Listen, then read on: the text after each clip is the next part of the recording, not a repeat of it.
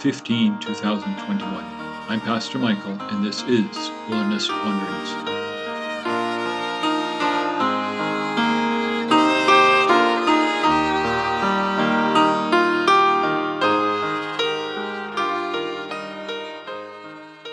Our text is from Deuteronomy 28.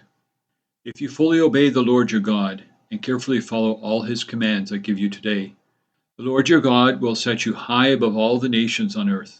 All these blessings will come on you and accompany you if you obey the Lord your God. Verses 1 and 2. Since I made the rules for our journey through Deuteronomy, I also get to break them. We are staying with the same text as my last edition of Wilderness Wanderings.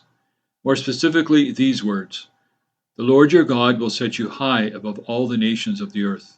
Moses does not define what this looks like.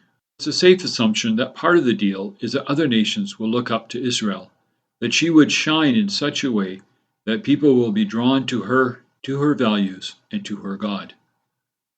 It seems to me that when Jesus said to his disciples, "You are the salt of the earth, you are the light of the world," he was echoing our text.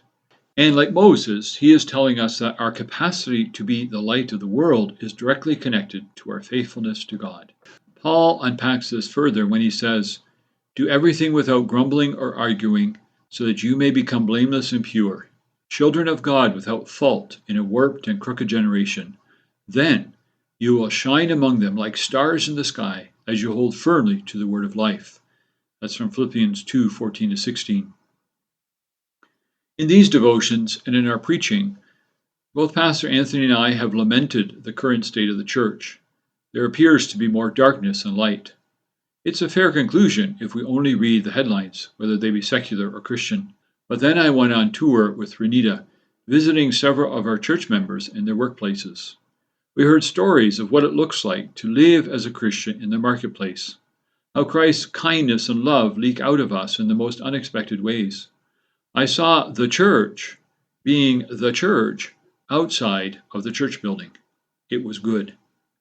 Then I remembered that in our long history, the church often initiated schools and hospitals.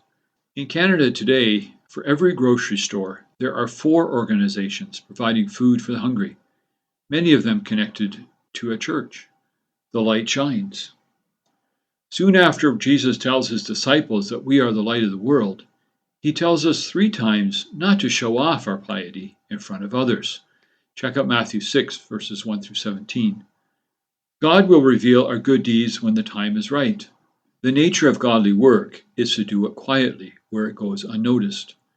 Maybe that is why the writer of Hebrews gives us this encouragement.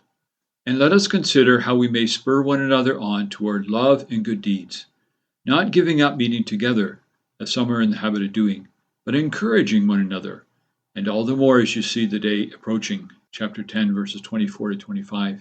It is difficult to stay the course that is narrow and challenging when we go it alone. We need companions and encouragers along the way. Do we need to put more emphasis on that in our church life? As you journey on, go with the blessing of God. May the peace of the Lord Christ go with you wherever he may send you. May he guide you through the wilderness, protect you through the storm. May he bring you home rejoicing at the wonders he has shown you. May he bring you home rejoicing once again to our doors.